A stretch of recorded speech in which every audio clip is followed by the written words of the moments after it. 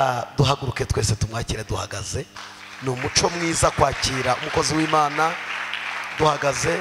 Ni umuco mwiza kwakira umukozi w'Imana twese duhagaze. Ndagusabye haguruka ku maguru yawe. Ni umunota umwe gusa dusenge dushimira Imana. Nta handi muzumva Imana icisha ibintu ni mu bantu.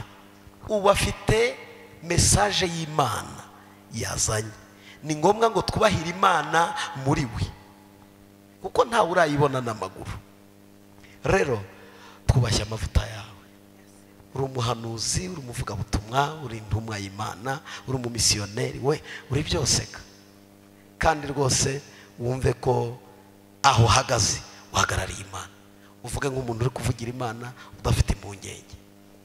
Ndagushimye mwami mwiza, ndagushimiye wowe waduhaye umwanya n'umunezero. Wemeye ko Odethe Mutoni, wemeye kahagarara hano kugira ngo akuvugire. Mwuka wera reka be kuri we. Presence yawe mutwikire mu buryo budasanzwe.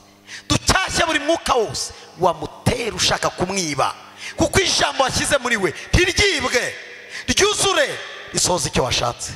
Kandi wera nonaha ducyashye abadayimoni b'iburyo n'ibumoso biba abantu ngo batakire ibyo babwirwa, ahubwo dukinguye amatwi, dukinguye imitima, twiteguye kumva ijwi ryawe. Mwuka wera w'Imana reka avugire muri we, akorere muri we, kandi imbaraga zawe zikomeze kuganza kuri we. Aya mashyi tugukomeye Yesu na yawe. Tugukomeye amashyi menshi, tugukomeye amashyi menshi. Ababyeyi bakuvugiriza impundu. Uduhaye umugoroba mwiza, uduhaye umugoroba w'ibyishimo, uduhaye umugoroba w'umunezero, uduhaye umugoroba wo kuririmba, uduhaye umugoroba wo kumva ijwi ryawe hagati muri twebwe. Ayo mashyi na yawe mwami. Impundu z'ababyeyi ni izawe. Unyemerere mwami ubwo bazivuza. Mana, Bibiliya ivuga ngo tuvuze imyironge, tuvuze ibyuma bivuze induru, tuvuze amashako, tuvuze imbyino mu materaniro y'abera. Kwakira icyubahiro cyawe mu mukozi wawe mwami. Urakoze agiye kuvuga, abwirizwe n'umwuka wera, maze dukomeze kunyoterwa no kumva mu izina rya Yesu. Amen. Haleluya. Ndashimira Imana cyane, ntari najya kure ko ndi hano uyu munsi. Ntabwo ari igihe kinini cyane menyanye n'umushumba Indwara Ikomeye, ariko ni umugabo nagiriyeho umugisha, twahujwe n'umwuka w'Imana turimo. Amen. Ndagira ngo rero mbere yuko njya kure nshimira Imana cyane, nanamushimira guhagarara kuri uru ruhimbi mu mavuta ye. Nabonye yari multipurpose, ni umuhanuzi, ni umwigisha, ibintu byose. Ni ibintu bidasanzwe guhagarara hano. Mu by'ukuri ndashimira cyane Imana, ariko ngushimira mushumba kwemera ko mba ndi hano kugira ngo nganirire n'ubwoko bw'Imana. Ntabwo ari ibintu bisanzwe. Ndabashimira cyane na Madame Pastor. Ntabwo we turamenyana cyane, ariko muri Kristo ndumva turi umwe kandi tuzarushaho kumenyana. Bwana Yesu asifiwe. Ndabashimira namwe nk'itorero, abayobozi muri komiti mukomeje kumufata amaboko no gukora uyu murimo ukomeye. Imana mukorera ntabwo iginegurizwa izuru, kandi ntabwo ikiranirwa ngo yibagirwe imirimo. Reka mbabwire ngo mukomereze aho kandi imbere cyane. Haleluya. Amen. Nigarutseho, nitwa Odethe Mutoni nk'uko yababwiye. Ndubatse, mfite umugabo umwe guhera kera kugeza uyu munsi. Niwe ngifite kandi ni nabo nzakomezanya nawe. Haleluya. Ko ntabwo Yesu atanga benshi nubwo abafite, ariko atanga umwe wenyine. Ku bijyanye n'abana baturuka mu nda yanjye, mfite 6 bonyine, ariko naranashoje. Hanyuma ndi umupasiteri, itorero nkoreramo umurimo w'Imana ryitwa Revelation Church Family of God, rikorera mu murenge wa Kinyinya hariya Kagugu. Ndi umupasiteri wungirije. Ndi hano itorero nkoreramo umurimo riribizi n'abakozi b'Imana dukorana. Mbere ya byose bambwiye ngo mwakire intashyo zabo. Amina. Mfite rero izindi nshingano. Rimwe na rimwe mutazabona pasiteri wanyu yaje mukavuga ko atagiye muri Revelation. Mfite na ministeri yitwa Beacon of Hope Christ Ministries ikora ivugabutumwa risanga abantu ku muhanda, mu bubari, mu mazu babamo y'indaya. Turashimira Yesu ko amaze kugarura abantu benshi cyane binyuze muri iyo nzira. Umuntu akavuga ngo nubwo nabonaga ari cyo kimbeshejeho, ariko menye ko Yesu ashobora kuntunga, ndabiretse ndamukurikiye. Imana rero ibaha umugisha. Iyo ministeri yikorera hari y'Igikondo. Nukomeze ibyo ntibihagije ra, ibindi mudasobanukiwe niduhura muzabimbaza, sibyo? Haleluya. Nifuje rero ko tuganira ku ijambo ry'Imana. Mvugana n'umushumba yarambwiye ati ntabwo turi buguhe icyanditswe ugenderamo cyangwa teme, ariko teme duhorana iravuga ngo gutabaza. Atari ugutabaza umuturanyi, atari ugutabaza ubuyobozi bwa leta, ahubwo gutabaza Imana ihabwa icyubahiro. Naravuze ntirekerere wikwirirwa uvunika. Nanjye hari ijoro yansanzemo, hari igitondo nabonye mbona butari buke, ariko irabikesha. Aho ngaho turi kumwe. Bwana Yesu asifiwe. Haleluya. Nagira ngo mbabwire ngo ntabwo mwayobye, mwahisemo neza kuba mu nzu y'Imana. Kuba uterwa ntabwo ari ikibazo, kuba ufite ibikurushya ntabwo ari ikibazo, ahubwo kuba utagira umutabazi nicyo cyaba ari ikibazo gikomeye. Imana nishimwe cyane.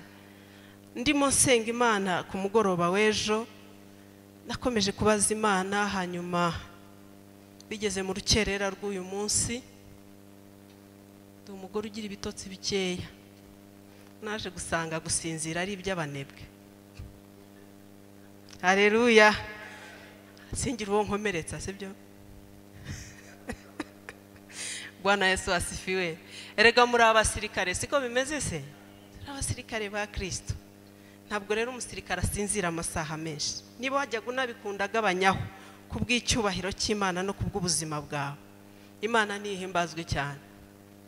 Mu rukerera rw'uyu munsi nta kintu kidasanzwe Imana yari yigeze imbwira, ariko mu gitondo cy'uyu munsi iranganiriza. Natangaye ngeze hano. Insengero nyinshi tumenyereye yuko ziba zireba nka hariya, ariko nari ndimo kubona iri teraniro kandi n'ubwa mbere ngeze hano. Mbona twicaye gutya, ariko mbona hano hejuru hicaye abantu babiri, uwo nabashije kumenyamo ni First Lady. Ngo arambwira ngo ngwino ugabure, kuko iki gihe ubabwire ngo ndashaka yuko bazamuka ku musozi, aho mu kibaya bari ndaharambiwe, nibazamuka igihe kirageze kugira ngo bajye ku musozi. Bwana Yesu asifiwe. Iyo niyo message ikomeye numvaga afite ku mutima wanjye. Ninshaka ntahe. Imana nihabwa icyubahiro.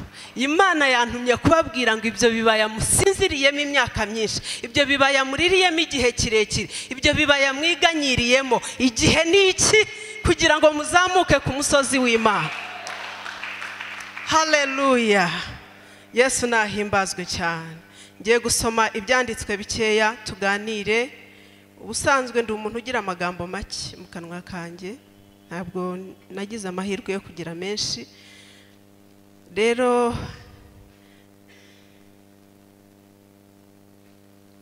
ndashaka ko tuvugana ku ijambo ry'Imana. Ndasoma ibyanditswe bike nubwo nari nateganije byinshi, ndabisomera icyarimwe. Abashaka kwandika, Luka 5:12-13.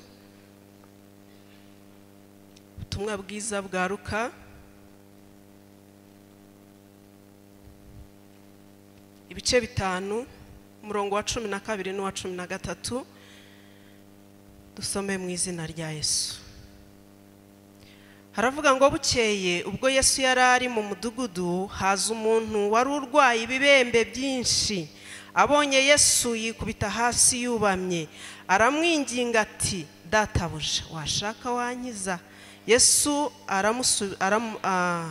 arambura ukuboko amukoraho ati, ndabishaka, kira. Muri ako kanya indwara imuvaho. Vuga ngo amen. Haleluya. Dusome kubara ibice 23, 20 gusa, 19 na 20. Kubara mu isezerano rikuru cyangwa rya kera ko waba ubyita kose, ibice 23 umurongo wa 19 n'uwa 20. Imana si umuntu ngo ibeshye kandi si umwana w'umuntu ngo yicuze. Ibyo ivuze no kubikora ntizabikora, ibyavuye mu kanwa kayo no gusohoza ntizabisohoza. Dore nategetse kubahesha umugisha, nayo yawubahaye simbasha kuwukura. Aha, dusome Samweli wa mbere ibice 7 umurongo wa 8 kugera ku wa 12. Samweli wa mbere ibice 7 umurongo wa 8 kugera ku wa 12.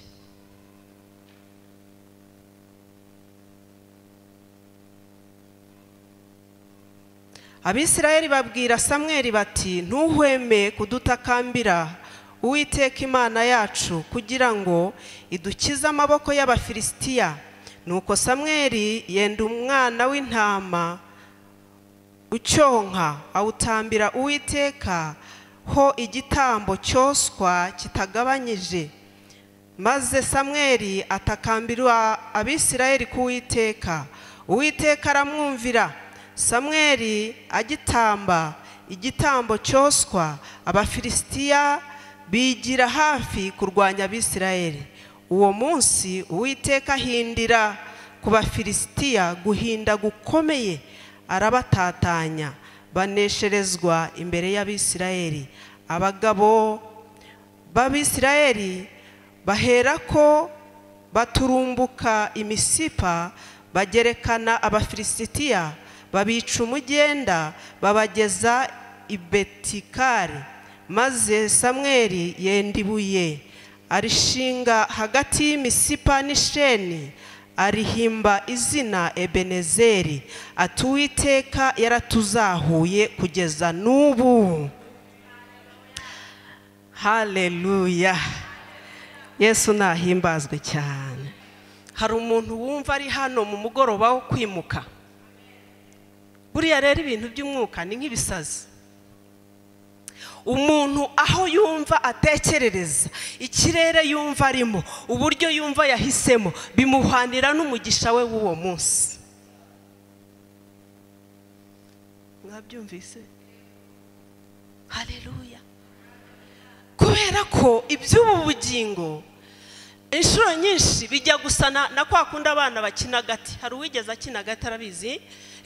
Ni uguhererekanya n'uriya gahuyu n'uriya gahuyu n'uriya gahuyu n'uriya gahuyu.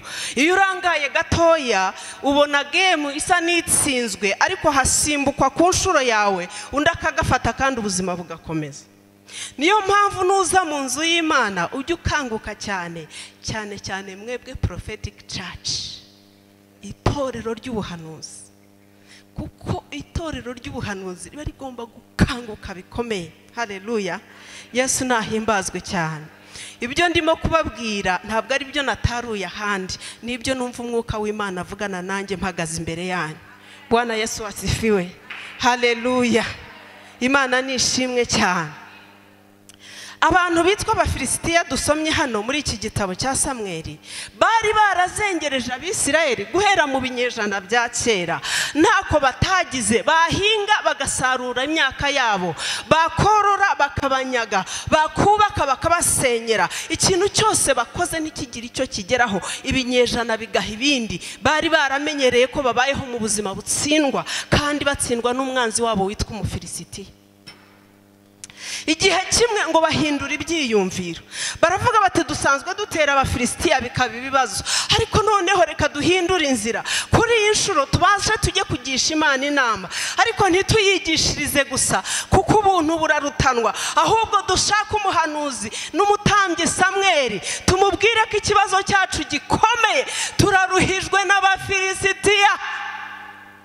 Birangije ngo baramubwira ati ntuhweme nurekeraho kudutakambira ku Mana yacu kugira ngo idukize amaboko y'Abafilisitiya. Samweli ngo arangije ngo afata umwana w'intama utagira inenge ngo aramutamba wose ku gitambo, ntiyahava ahubwo ngo akomeza gutakamba. Imana irangije yimanukira mu kazi. Mbwira mugenzi wawe ngo ijye imanuka mu kazi. Haleluya. Irangije iramanuka. Haleluya. Ngo yohereza marayika wayo abacamo igice abanzi b'Abisirayeli bitwa Abafilisitiya, ngo bahinga Imana ibahindira hejuru. Muzi guhinda kw'inkuba, mujya mubyumva? Bari ku musozi bagiye kurwana. Guhinda kw'Imana n'ibihindisha inkuba kuri yariyo yaziremye, yo yimanukiye ngo ihinde. Murimo kubishyira mu ntekerezo zanyu. Bwana Yesu asifiwe. Haleluya. Irangije ngo ibahindira hejuru, bacirikamo igikuba, baratatana, abari biremye agatima gatoya bisubiranamo. Birangije ngo Abisirayeli nabo barabavudukana. Imana nihabwa icyubahiro. Barabati twitekerezaga nka zanzu zingahe 12 bene Manase bene kumbe turi bene Imana imanukiye mu kazi turacyari hano. Baravuga ati nimuze twiruka. Imana nihimbazwe cyane. Ngo barangije barabirukankana, barabica, barabacuza, nibyarekera aho ngaho. Samweli nk'umuntu wabonye Imana imanuka aravuga ati nabambuza ubwenge, aha hantu nahubatse igicaniro ngo hashinga ibuye ry'ifatizo, ngo ahita Ebenezeri, ngo aravuga ngo Imana yaratuzahuye na bugingo n'ubu. Bwana Yesu asifiwe. Murokore uri hano nagira ngo nkubwire ngo Imana tuvuga ntabwo ari aba Samweli bahise. Imana sumuswa yari kuba yararangizanyije na Samweli, ahubwo ni aba Samweli bariho, ni aba Edward, ni aba Mutoni, ni aba Petronira, ni aba Yosefu, kandi b'abanyantege nke.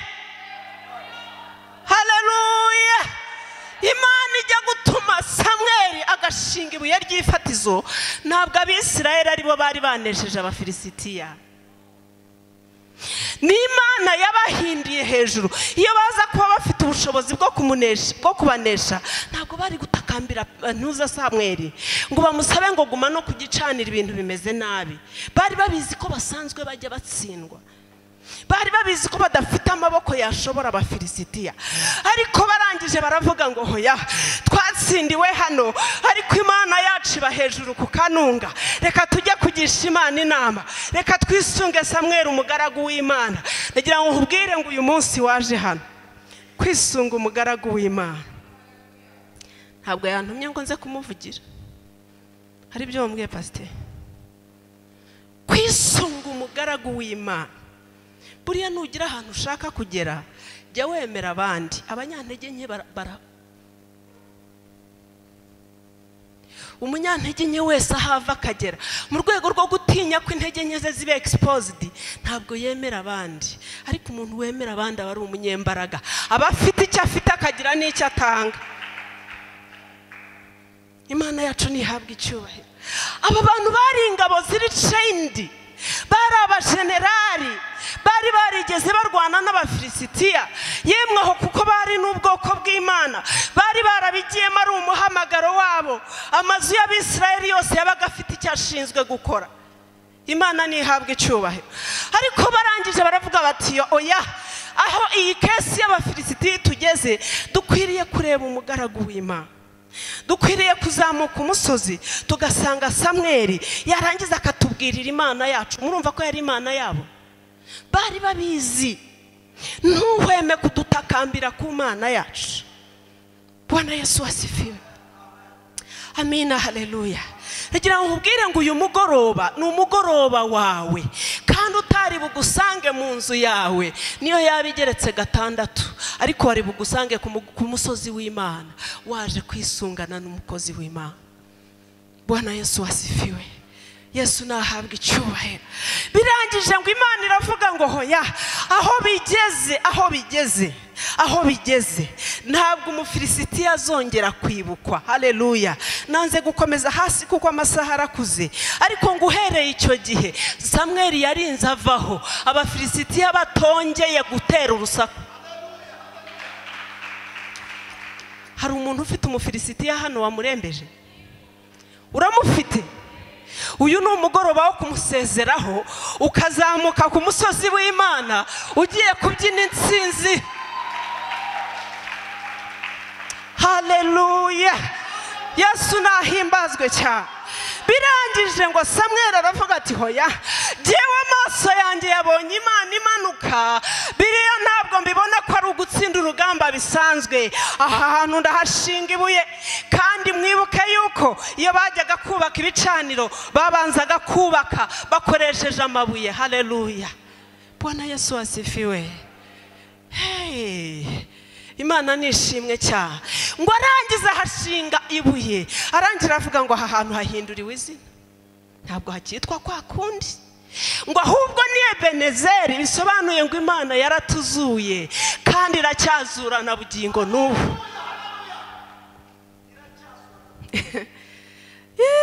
Imana nishimwe cyane. Niba utarabona Imana izahura, uzayibaze Odethe uyu. Haleluya. Ngo arangije ahashinga ibuye, aravuga ngo ni Ebenezeri, bisobanuye ngo Imana yacu yaratuzahuye. Ndashaka kuvugana n'umuntu uri hano. Niba ufite imbaraga, niba hari ibintu wumva ushoboye, ntabwo ari wowe Imana yantumyeho, s'il vous plaît, waherekeje abandi. Ariko niba wumva hari aho utsindirwa, ukaba wisubira ibwina bw'umutima wawe ukavuga ngo hari icyananiye, hari ikitarakunze igihe kinini, hari ikindaza ijoro, hari Imana yavuze ariko numva birutwa nuko itakabaye yarakivuze, ni wowe natumweho uyu munsi kubwira ngo igihe kirageze ngo uhaguruke muri icyo kibaya. Imana iracyazahura n'uyu munsi, Uwiteka aracyahagurutsa abana b'abantu. Bwana Yesu asifiwe. Aracyahindura amateka, aracyohereza abantu mu myanya batakabaye bageramo bikemera. Ngewe uhagaze hano nkuzi he? Ariko Uwiteka Imana ajya akingura inzugi, agatanga pasi mu isi y'umwuka, tukabibona bisohora. Ariko hari ahantu byabereye. Imana yacu nishimwe cyane. Haleluya. Abanyantege nke bazakubwira ngo kujya mu rusengero ngo nuguta igihe, abapasiteri barababeshya. Cyokora niba ari nta cyakuzanye uragita nyine, nta n'icyo wari ufite, kuko nta muntu ugenda udafite intego ugira igihe. Wakimarisha iki? Ariko niba ufite icyakuzanye imbere y'Imana, ukaba ufite motifu yakuzanye imbere y'Uwiteka, nagira ngo ubwire ngo nta gusubira nk'uko wari uri, kuko Uwiteka aracyakora ibikomeye uyu munsi. Haleluya, Yesu nahimbazwe cyane. Amina. Hari inkuru numva nifuje gusoma, mu mbabarire. Matayo 14:25, ubutumwa bwiza uko bwanditswe na Matayo, ibice 14 umurongo wa 25. Some twigireho hepfo kugeza kuri 32. Nuko mu nkoko azaho bari agendesha amaguru hejuru y'inyanja, ariko abigishwa bamubonye agendesha amaguru hejuru y'inyanja bahagarika imitima, batakishwa n'ubwoba bati ni umuzimu. Ariko uwo mwanya Yesu avugana nabati nimuhumure nijye mwitinya. Petero aramusubiza ati Mwami, niba ari wowe untegeke nze aho uri ngendesha amaguru hejuru y'amazi. Aramusubiza ati ngwino. Petero ava mu bwato agendesha amaguru hejuru y'amazi ngo asange Yesu.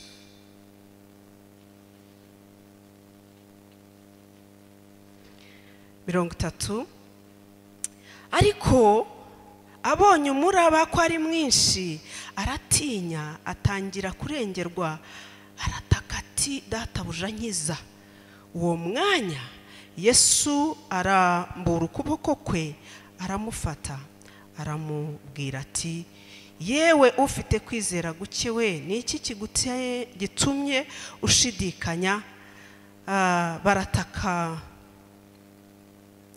Baratambuka bajya mu bwato, umuyaga uratuza. Avuga igihe kimwe Yesu ngo yari yiriranywe n'abigishwa be, arangije ngo arababwira ati nimwambike mujye hakurya, ariko jyewe ngiye hariya ku musozi gusenga.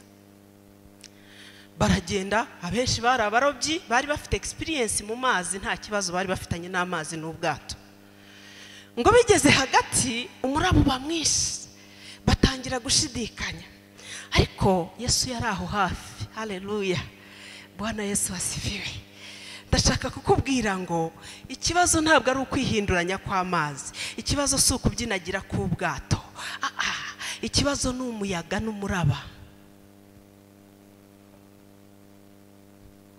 Burya buri kibazo cyose ufite, hari igihe ukireba ukabona ari umugore runaka, hari igihe ukireba ukabona ari umugabo runaka, hari igihe ukireba ukabona cyaje cyambaye ishusho y'umukecuru runaka. Sibyo ra?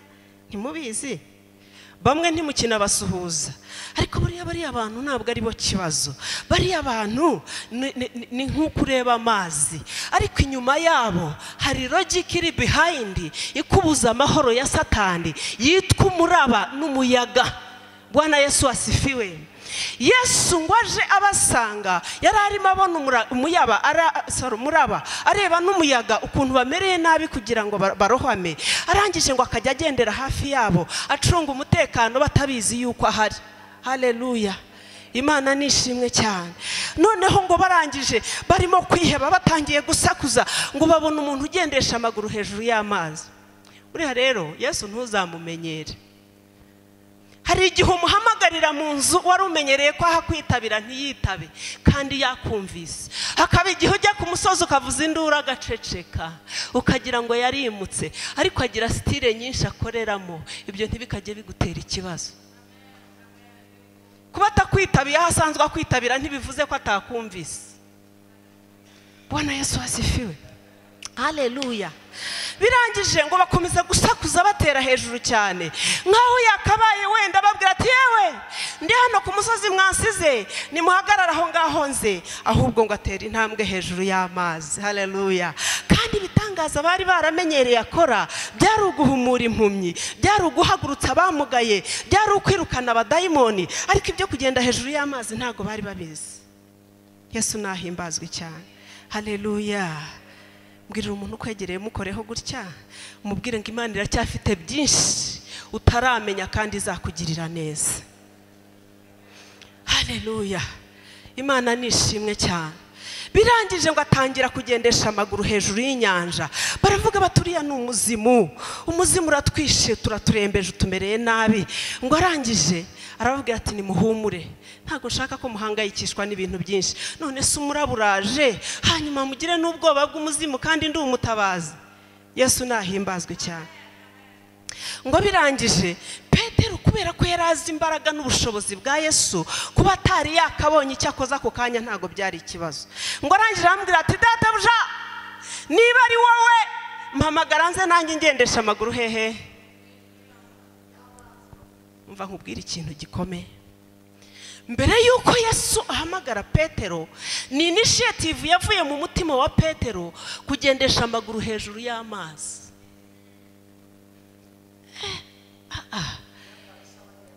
Iyo Petero adatekereza ko ashobora kugendera hejuru y'amazi ntabwo byari bukunde. Mwaje gutakambira Imana, ariko igitekerezo udafite mu mutwe wawe, vision utari wagira, uburyo bwose gukomera Imana ifite guhari ku buzima bwawe ntabwo buzimanifestinga ngo uburebeshe amaso ugifite mindset iri hasi. Rubyiruko, iki ni cyo gihe cyanyu cyo kubona Imana. Uzaboze Odethe ngo yayibonye afite imyaka ingahe? Nakiriye Kristo mfite 11. Ndamukorera, ndamuhamya, na n'uyu munsi ngiye kugera 29 ya anniversaire y'agakiza atarankoze soni. Haleluya, Yesu nahimbazwe cyane. Yesu yari afite abigishwa barenze umwe, murabazi imibare. Hari nabo Bibiliya itavuga ngo bamukurikiraga mu rwihisho, ariko Petero wenyine niwe wagenze hejuru y'amazi. Reason being nuko yarazi ko Yesu ashobora gukora n'ibyo we atashobora. Bishatse kuvuga ko uko umuntu afata Imana, uko ayitekereza, uko ayizera, ariko imumerera. Ese nibyo byanditswe mu ijambo ry'Imana. Yaravuze ngo ku kigoryi nzigira nk'ikigoryi, kudafite ubwenge nzigira nk'utabufite. Imana nihimbazwe cyane. Ku munyabwenge nziyerekana nk'umunyabwenge. Imana ihabwa icyubahiro. Bibiliya irambwira ngo Petero yagendesheje ibirenge hejuru y'amazi, ngo ariko asubiye iwe mu bunyamubiri, ngo arebye ukuntu muraba ari mwinshi, atangira gushidikanya ati nteye intambwe 100 ariko 5 ziri imbere shobora kutazirangiza. Ngo umuraba uravuga uti okay, twari twayobewe umuntu waduhangaye uwo ari we, kumbe nawe uracyafitemo inyama n'amaraso, ukomere rero tukumire bunguri. Ariko Petero yari umurekore, arangije ngo aratakamba aravuga ngo databuja, nubwo ngiye kurokera bitewe n'intege nke zanjye, ariko ntubyemere, nabara. Haleluya, nabara. Kuri uyu mugoroba umuntu ubona umuraba mu buzima bwe ntiwiprotokora, ariko kandi abanyarwanda tugira kamere nziza ariko harimo nimbi. Niwikomeze, bwira Yesu ngo ntabara. Ni wowe wamuzanye hano uyu mugoroba. Haleluya. Ntabwo Yesu yigeze abwira Petero ngo ntago ngukoraho nuko gushidikanya kwawe.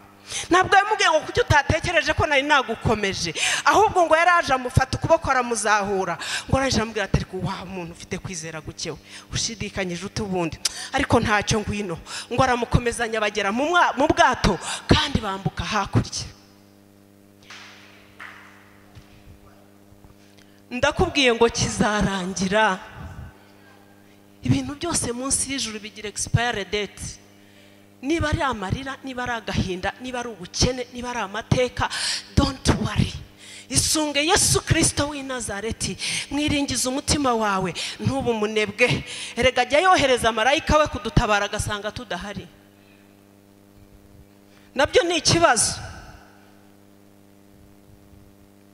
Haleluya. Yesu nahimbazwe cyane.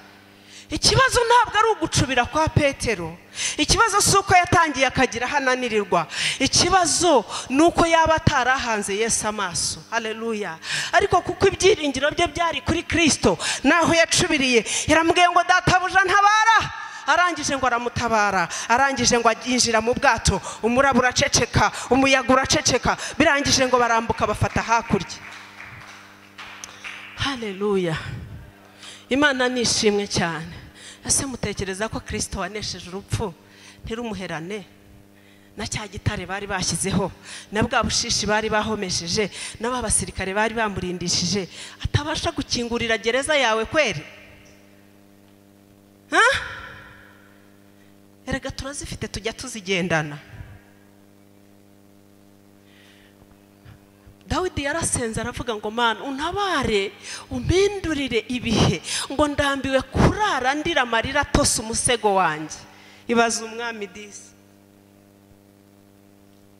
Burya nabonye ko ntawe bidashyikira, ariko burya nta n'ubifite nk'akarande bihoraho, biraza bikakwitiza, ariko umwami wawe arahari kukugirira neza. Yesu nahimbazwe cyane. Haleluya. Turi mu mugoroba wo gutaka, turi mu mugoroba wo kwambaza Imana, turi mu mugoroba wo gutanga raporo kuri data. Imana nishimwe cyane. Haleluya. Niba Samweli yarubatse igicaniro agatamba umwana w'intama, twamaze kubona umutambyi mukuru wo mu buryo bwa Melekisedeki, ari we Yesu Kristo w'i Nazareti, udafite inenge n'imwe. Igitambo cyaratanzwe, akazi kawe gasigaye ni ukwambaza gusa. Haleluya. Ni ukwambaza gusa.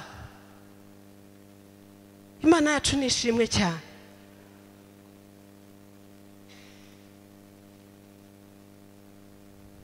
Muri Luka twatangiriye hatubwiye ngo Yesu yari arimo agenda yibereye mu kazi ke ka buri munsi, ngo haza umuntu urwaye ibibembe bimurembeje cyane.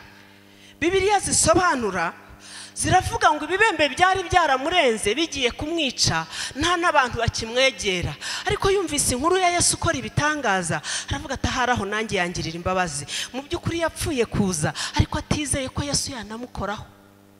Niyo mpamvu yatatse kuri akavuga ngo nyamara wabyemera wabasha kunkiza. Yarazi ko atemerewe kwegera abantu bose ni nkanswe Yesu, kandi abizi ko Yesu abibona ko arembye ageze ku munota wa nyuma nta keza kazamuturukamo. Hazahinda umushitsi n'ibibembe bye atinyagambura. Ntekereza ko hari bamuteruye bakamutereka ahantu nuko Bibiliya itabitubwira. Ibibembe ni bibi, bihera imbere mu mubiri bigahinguka n'inyuma, bica urugingo rukikubita hasi rukavaho. Uribaza uwo byari byarembeje agiye gupfa, yararembye kwere. Haleluya, Yesu nashimwe cyane. Ngo arangije araza adafite no kwizera. Imana ishimwe.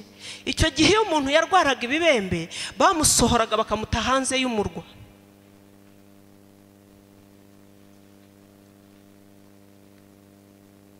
Amen.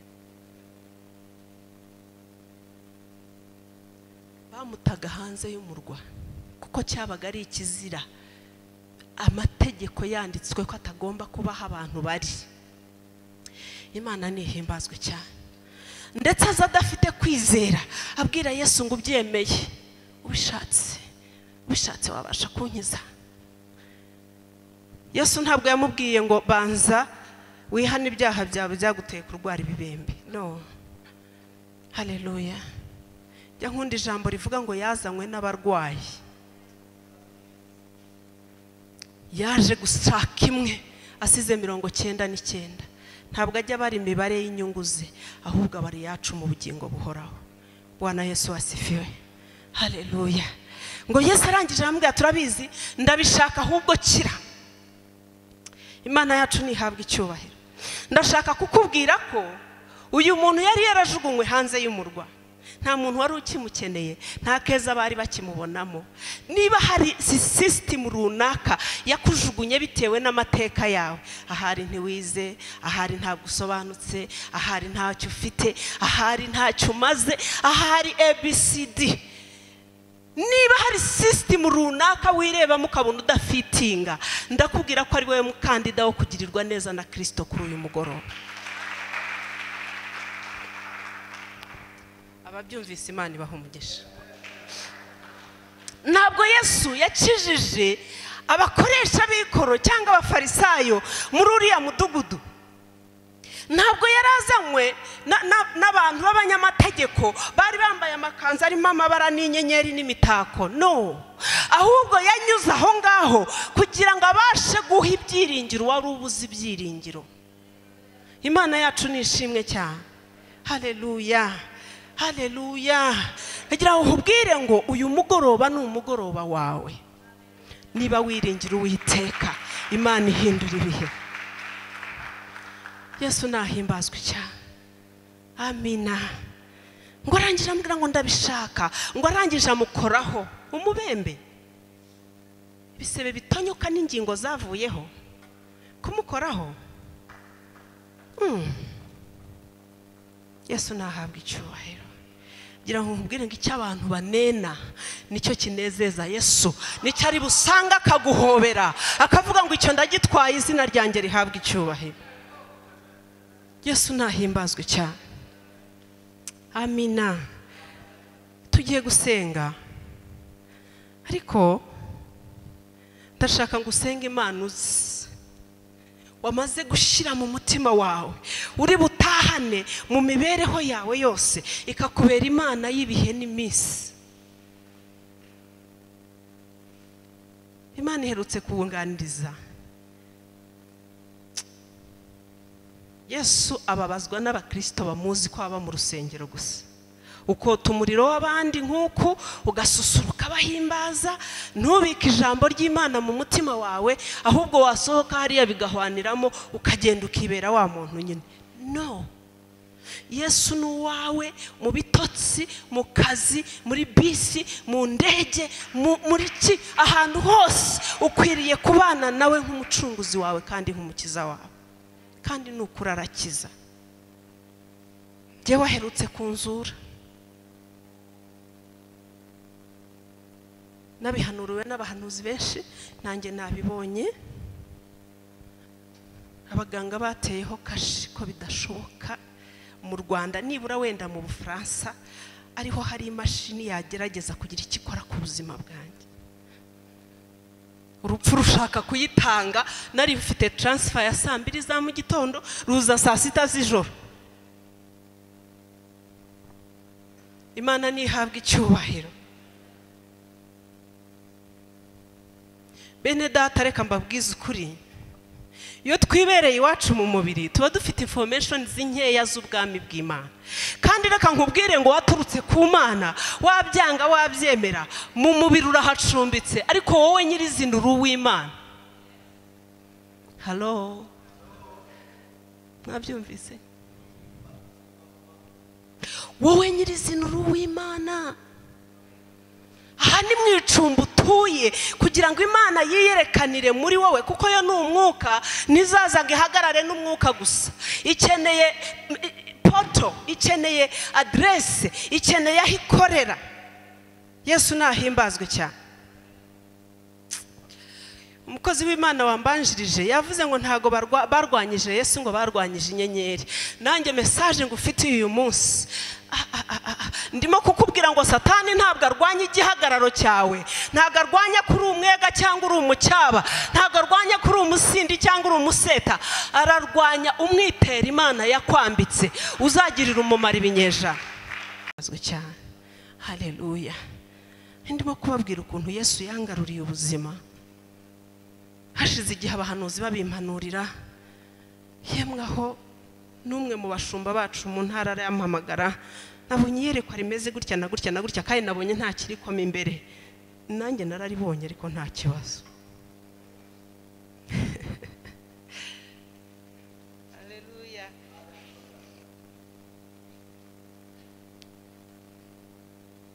ariko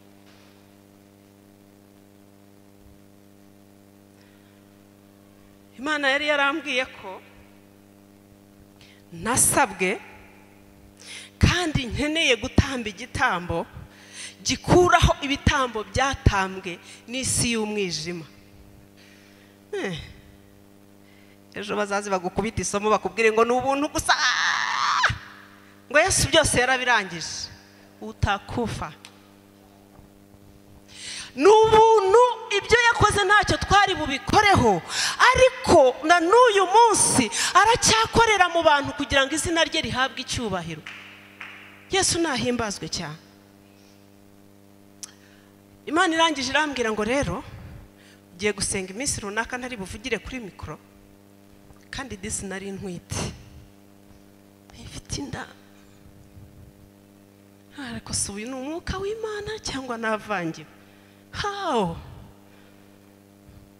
ijwi rirongera rirambwira ngo ugomba gusenga ariko iyo usanzwe uvugana n'Imana yivuze usobanukirwa Imana n'intekerezo zisanzwe ndabyumva ko ariyo imbwira iminsi ndavuga nti hoya ariko nanjye naba ntagize ubwenge mfite umuntu uri mu nda yanjye niyo yamumpaye agomba kubaho reka mfate 3 nibura senga 3 ndayisoza ndagushimiye we Mana ubirebe ko nakubashye kandi yambwiye umubare sinkujuje haleluya abajya bayikata nka ba Odethe icyo gihe hamina ndabizi ko muhari amen barako kameme ndatwite ngomba no kugira ubwenge ndashima Imana nakumviye nawe urabireba ngaho bya bindi byose mbikuyeho ndabikansorinze ngeze mu rugo nijoro mbona iyerekwa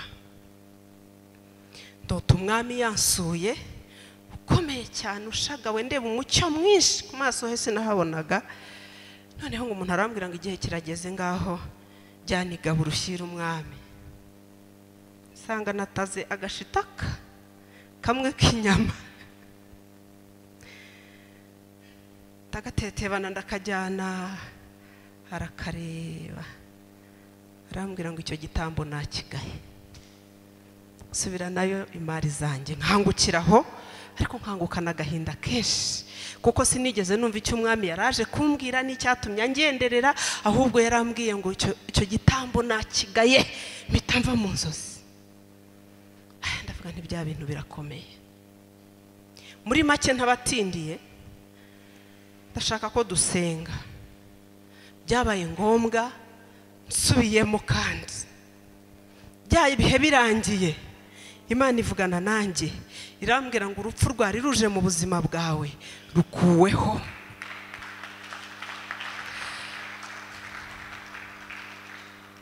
Nyuma y'ayo masengesho gato, ku bantu bazi atakaza ijya zibaho iyo umuntu atwite, umwana nari mfite yari amezi agera muri 4, natangiye kuvira kunda kugera nk'ibyumweru hagati ya 3 na 4 hafi ukwezi. Ariko ndarira bari ko Mana warambwiye ngo nta nkuru mbi nzumva, what is this?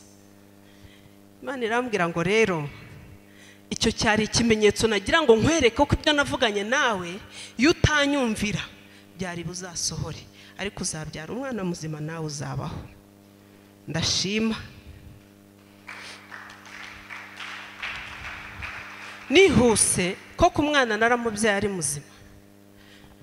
Mara umunsi umwe nijoro kwa muganga, igitondo cyaho turataha. Ku munsi wa 3 nageze mu rugo, fatwa na ataki. Naricuye saa 6 z'ijoro, kumwe umubyeyi ufite akabeba sinzira gatoya, mfite udutotsi duto, nkanguka nsanga nabyimbye ahantu hose, kandi mbyimba numva ari nk'amacumu. Ntashobora gufata gutya, ntashobora gukandagira, nshobora guhina no kurambura, wese numva ari. Turasenga, ndamuhumuriza asubira kuryama, njyewe sinaryama, ntangira kwibutsa Imana isezerano yavuganye nanjye. Bwakeye mu gitondo ntafata nakandagira, babasha kumfasha kugera mu modoka. Tugeze kwa muganga, bashaka indwara irabura, ariko cyangwa mwakererewe.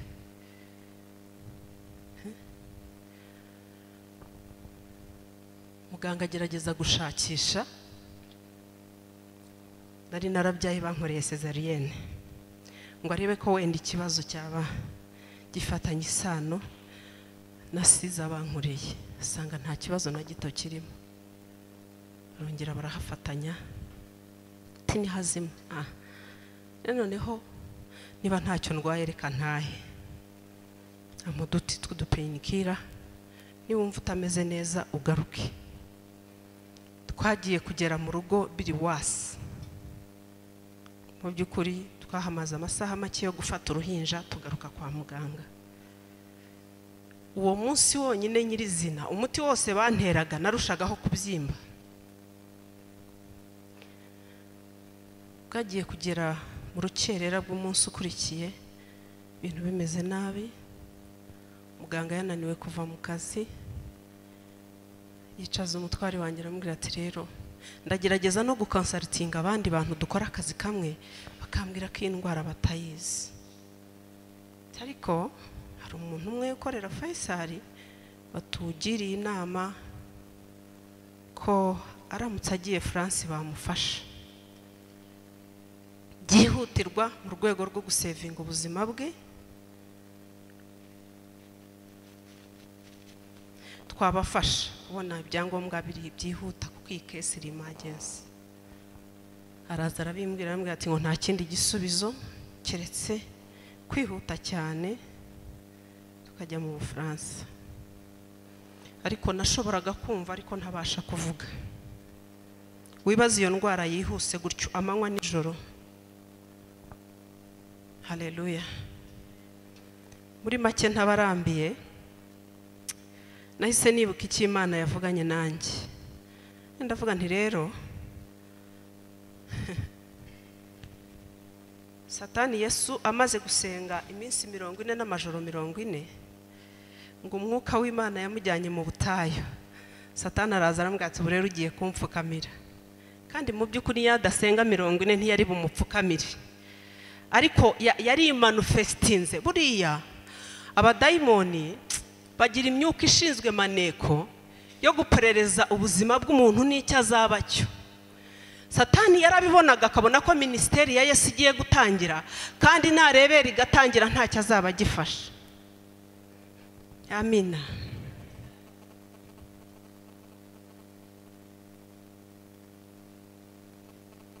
Mbwira Imana nti Mana, si we wavuze, nanjye nakoze ibyo nagombaga gukora. Hakurikiyeho iki? Ariko muri make hari etape nasimbutse zuko maze gusenga bya bihe Imana yavuganye nanjye, sinibuka neza niba nazibabwiye. Cya cyicaro cya wa mwami wari wansuye cyarabaye mu gitaramo cyiza cyane, harishima arambwira ngo urupfu rwari ruje ku buzima bwawe ntiruzabaho, kuko igitambo utambye gikuyeho ibitambo byatambwe mu isi y'umwijima. Amen. Erega buriya ntabwo ari igitambo Imana ibishaka, ahubwo twebwe turi abageni ba Kristo. Iyo umugeni atarataka umukwe ntabwo abasha kwintervene. Yesu nahimbazwe cyane. Amina. Abakeneye yuko ugira n'ijwi ritaka rikamubwira ngo ndi hano. Twebwe abantu babaye hepfo hariya mu ntara y'Iburasirazuba, ariko ni umuco w'Abanyarwanda ngira ngo nasanze imvugo ivuga ngo inkivivure, sibyo ra? Inka ivivure. Bariya ntago bari bupfe kumenya ivure. Pastor azabasobanurire. Nukuvuga ngo inka umuryango utanga kugira ngo icyurwe n'iryo rembo rigumeho, aba ari ibintu byagizwemo uruhare n'abantu babiri, ariko na nyiri urugo witwa umudamu yagize gute? Kristo rero ntabwo ari umukwe w'umunyantege nke, ni umunyembaraga, ariko sinarwivanga. Ashaka yuko tumutumira muri situation runaka turimo, tukabimusobanurira neza, hanyuma yarangiza agakora bijyanye nuko twagize gute. Sinababwiye ngo Petero impamvu ari we wenyine wagenze hejuru y'amazi nuko ari we wenyine wabihisemo. Haleluya. Twebwe nk'abana b'abantu ntacyo twakora. Amasengesho niyo yabaye iminsi 100 ntacyo yakora atari Kristo umanukiye muri ibyo bihe. Ariko Imana ibishaka yuko utaka kandi ibyiringiro byawe ari wowe bishingikiye, ariyo bishingikiyeho, hanyuma ikamanukira muri ibyo bihe kugira ngo ibashe gusohoza umugambi wayo. Yesu nahimbazwe cyane. Haleluya. Muri make yasinye kuri dossier, nge sinabashaga gusinya, rasinya, barazijyana, bakora ibyo bagomba gukora, bamfata ibipimo bya nyuma, ibintu byose, shaka ibintu by'ibishuka ndi bwambare, nta kintu cyari kikinkwira, banzirikaga akagozi hano, bya bishati bambika abarwayi, agashumi hano imbere n'akandi hano mu ijosi. Mana nakoreye, kuragira ngo iryo jambo ripfa kuza gusa. Mana nakoreye, hari ikiri bukore. Aragenda. Akimara kuhava, mukecuru wanjye wari umfitiye akabebe, kubera urumva ni mu gicuku cyane, yahise asinzira. Ndangije mbwira Yesu nti rero, cya cyubahiro nakubonanye, bwa bwiza nakurebanaga, bwa bushobozi nabonaga, ndashaka ko bumanukira muri iki gisenge aka kanya, bikamenyekana kuri Imana twabanye ahatagaragara. Sinabashaga kuvuga, ndababwiza ukuri ndi imbere yanyu n'imbere y'Imana, ariko hari umuntu nyirizina uba muri twebwe atari iminwa yizunguza gutya isohora sound, uwo nguwo nawe Imana iramwumva. Ndangije ndimo gusenga Imana, uburibwe bwarushagaho kwiyongera, ubuzima bugenda mbwumva. Buri abantu bapfa yarimo ko agenda byumva, etape yose agezemo aba yumva ko irenze yayindi. Narabyumvaga ko ndimo gutandukana n'umuntu w'umubiri, ariko nangira intekerezo zanjye kuvuga ngo igihe cyanjye kirageze cyo gusinzira, kuko nari mbizi ko atari cyo. Imana irambwira ngo rero aha hantu ugeze hindura isengesho. Numva umwuka wera arabinganirije, ntiwongere gusengesha amagambo y'abantu, sengera mu ijambo wamenye. bakirisitu badasoma Bibiliya mugiye kuva mu kibaya mujya ku musozi, ariko ku musozi nahirengeye. Reka nkubwire ngo iyo ugiye ahirengeye nibwo ibiguhiga byose bikwitegereza neza. Bwana Yesu asifiwe. Buri umuntu yari hasi inshuro nyinshi nta cyaba yishe nta n'icyo abakijije. Ntabwo rero ari ibintu byinshi bimubangamiye, ariko ubwo mwabyumvise.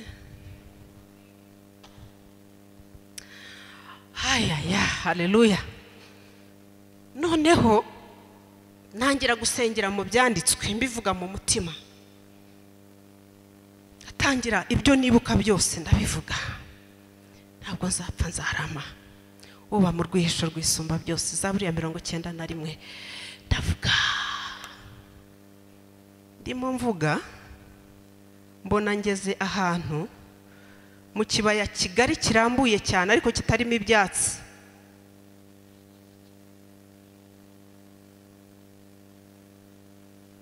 Buriya isi y'umwuka tutarebesha amaso nayo ijya kumera nk'iyi tubamo, gusa aho ntihaba umucyo nk'uyu weruye, ariko ushobora kureba umuntu ukamumenya. Yesu nashimwe. Mbona kibaya kigari cyane, nitegereje nsanga kirimo imirongo. Iyo mirongo yabaga ari y'ikigero runaka cy'abantu. Abapapa kuri line yabo, abagore bakuru kuri line yabo, abatoya bagishaka vuba kuwabo murongo, bana b'impinja, abasore, inkumi, nk'uko abantu barutanwa hano mu isi. Buri muntu wese yabaga ari mu murongo bihwanye n'uko angana. Noneho ndeba haje abantu bameze nk'inyamaswa kandi ndeba ari abantu. Umuntu wavuganaga nanjye arambwira ngo witegereze urebe, ndashaka ko nuva hano hari ikintu uzajya kuvuga. Ndimo ndeba, buriya abantu bajya bavuga ngo disi runaka yapfuye urupfu rutunguranye. Mwebwe abantu nimwe muba muzi ko rutunguranye, ariko iriya dosiye iba yarakozwe kera. Ikimenyimenya abantu bapfa mu isi y'umwuka baba bafite nimero. Buri muntu aba afite nambaye y'umwambaro wambaye ari bugenderemo. Ntago bapfa mu kavuyo. Biriya mubona impanuka hakaza imodoka ikibiringura na moto igakurikiraho, abaguye mu mpanuka bose siko bapfa bose. Hapfa wa wundi nyine wambaye Pastor, ariko amasaha aracyahari.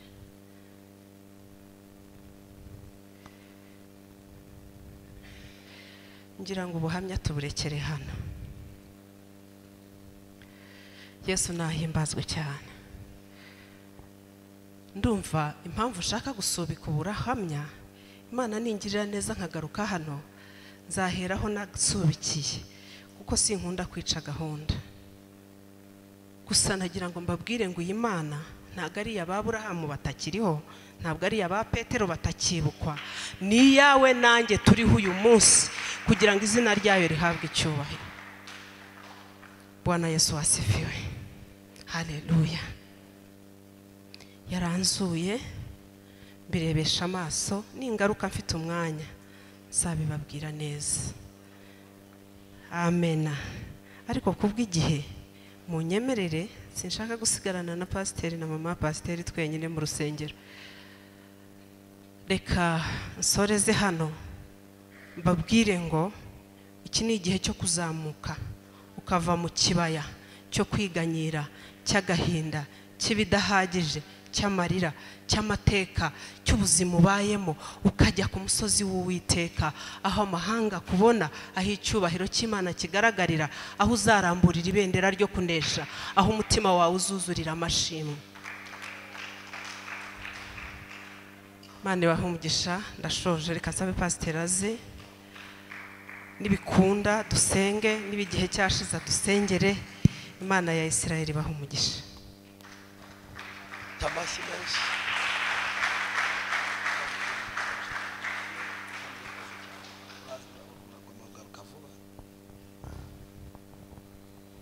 Tugiye gusenga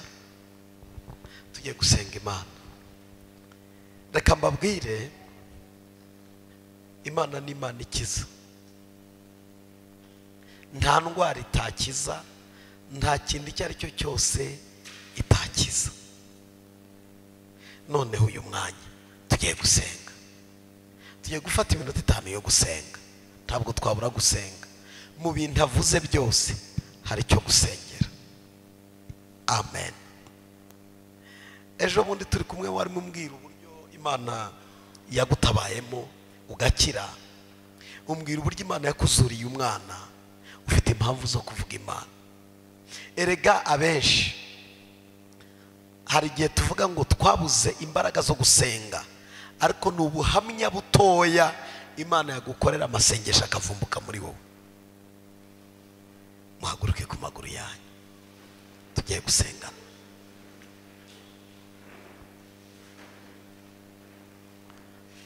Tugiye gusengana. Tugiye gusengana. Tugiye gufata iminota mike yo gusenga. Wowe kuramo gushidikanya. Imana yatangiye tubwira ngo kwizera ndi kugira gushidikanya. Petero yarashidikanije amanukira hasi mu nyanja. Arataka Yesu aramukiza. Kuramo gushidikanya. Kuramo gushidikanya. Imana irakiza. Amen. Kuramo gushidikanya. Kuramo gushidikanya. Kuramo gushidikanya. Ndagira ngo mudufungireho imiryango tugiye gusenga. Ikintu ugiye gusengera Imana ikwereka ikimenyetso cy'uko yakumvishije. Sibyo? Iyamwumvishije yasenze. Nawe wasenze. Reka tuyibwire. Urabyizeye?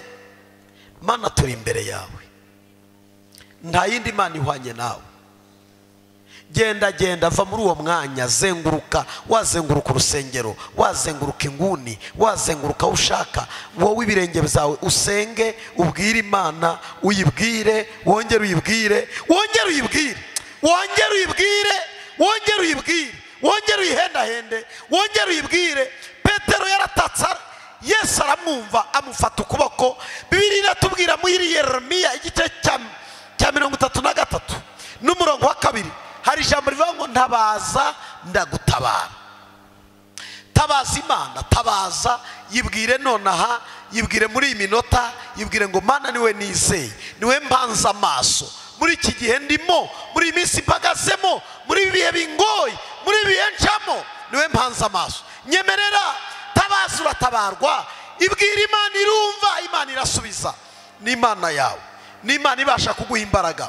Ni Imana ibasha kugushoboza muri ibyo bintu unyuramo, muri iyo misozi, muri ayo mataba ugenda uri wenyine. Imana irumva. Reka uyibwire, wongere uyibwire. Imbaraga zayo zirahambaye mu izina rya Yesu. Reka Imana isubize icyo kintu uvuze. Mana asubize icyo kintu avuze. Mana asubize iryo jambo avuze. Mana asubize iryo jambo yatuye. Mana asubize iryo jambo. Reka umutima we Mwami, reka abone, abirebesha amaso kuri Imana yumva gusenga. Kiza iyo ndwara, kiza iyo ndwara Mwami w'abami, kiza iyo ndwara Mwami, kiza iyo ndwara yananiranye, kiza iyo ndwara nani y'abaganga. Aduhaye ubuhamya bw'uko yakize abarwaye, abaganga bananiwe, amaboko yabo yananiwe, bari mu ntege nke bibaza ngo bizagenda gute. Uratabara, uramugoboka, uramukiza. Wamukirije umwana yarapfuye. Mana ndabizi, ndabihamya. Nyemerera n'uyu mwanya usenga wese, garagara Mwami, garagara aho hantu, garagara aho hantu databuja, garagara aho hantu Mesiya, garagara ku bana bawe, bagaragareho mu izina rya Yesu. Mana mu izina rya Yesu. Mana genda mu miryango yacu, genda ku bana bacu tutari kumwe nabo bari ku mashuri, genda kubo tutari kumwe nabo bari ahantu hatandukanye mu izina rya Yesu. Ikintu cyose cyagiye kibohaboha kikitambika ku buzima bwacu, turasenze mu izina rya Yesu. Imbaraga z'Imana, imbaraga z'Imana, imbaraga z'Imana, imbaraga z'Imana, imbaraga z'Imana, imbaraga z'Imana, imbaraga z'Imana, imbaraga z'Imana, imbaraga zihindura, imbaraga zirema, imbaraga zikiza mu izina rya Yesu. Umva gusenga kwa buri wese Mwami, umva kwinginga kwa buri wese Mwami, umva gusenga kwa buri wese mwami, umva gusenga kwa mukobwa, umva gusenga kwa mubyeyi, umva gusenga kwa musore mwami, umva gusenga kwa buri wese. Barasenga batakamba, barasenga binginga. Nyemerera mwungeri w'intama, imbaraga zawe zikomeye, imbaraga zawe zihindura, imbaraga zawe zikiza, imbaraga zawe zirema, imbaraga zawe zitabara, imbaraga zawe zisala derema, imbaraga z'Imana reka zimenagure, imbaraga z'Imana reka zisenye, imbaraga z'Imana reka zifate mbiri, imbaraga z'Imana reka zirimbure ibihome byari imbere yacu.